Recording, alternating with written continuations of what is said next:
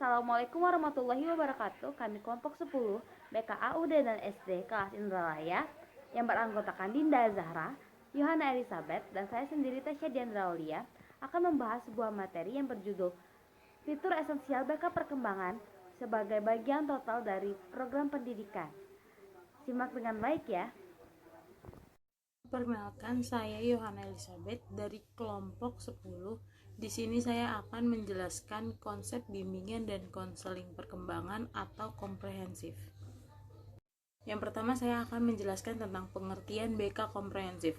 BK komprehensif adalah serangkaian kegiatan atau aktivitas yang direncanakan oleh konselor untuk membantu semua siswa dalam upaya mengembangkan dirinya seoptimal mungkin, yang secara utuh melibatkan konselor, pimpinan sekolah, guru mata pelajaran, staf administrasi, orang tua, serta masyarakat.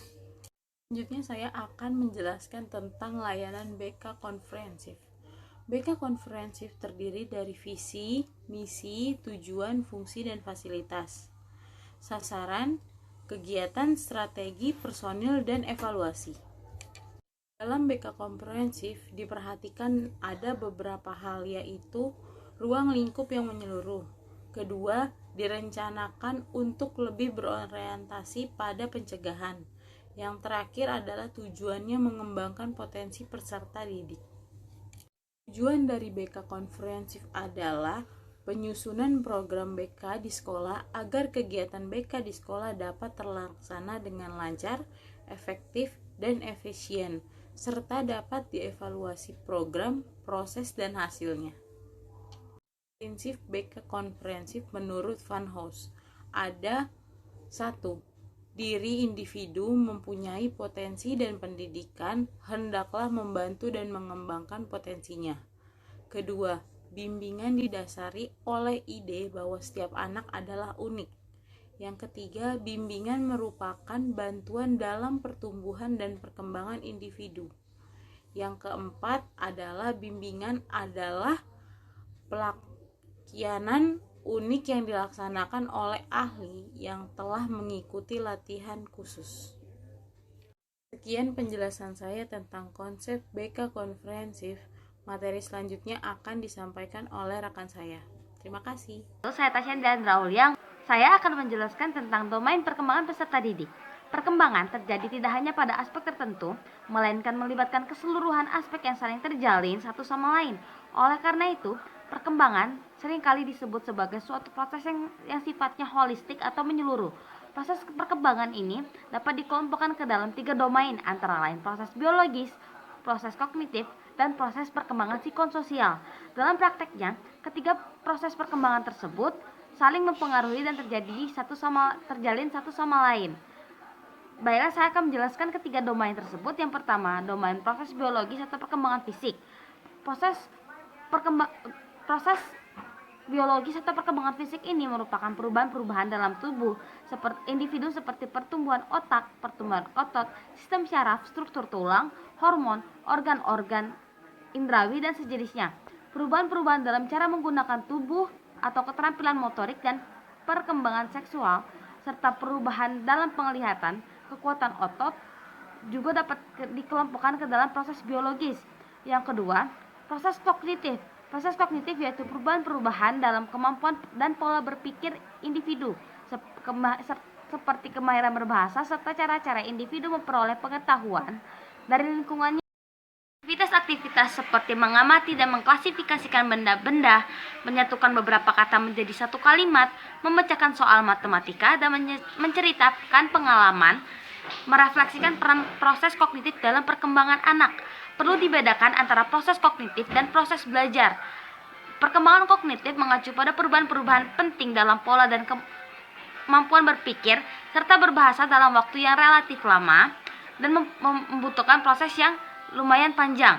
Tetapi belajar cenderung lebih terbatas pada perubahan-perubahan sebagai hasil dari pengalaman atau peristiwa yang relatif spesifik dan berlangsung dalam waktu yang singkat. Perkembangan kognitif anak akan memfasilitasi kemampuan belajar anak.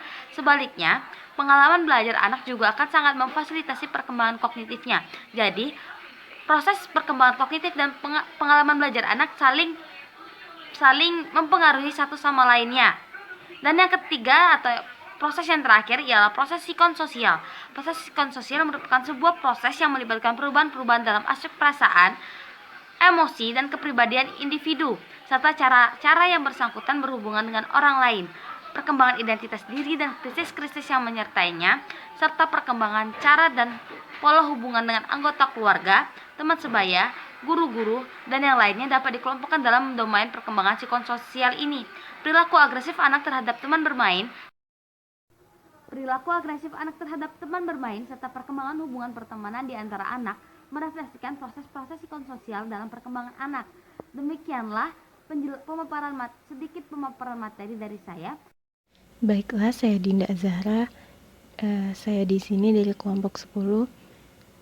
Tadi sudah dijelaskan oleh kedua teman saya, yaitu Tasya Diandra Aulia dan juga Yohana Elizabeth.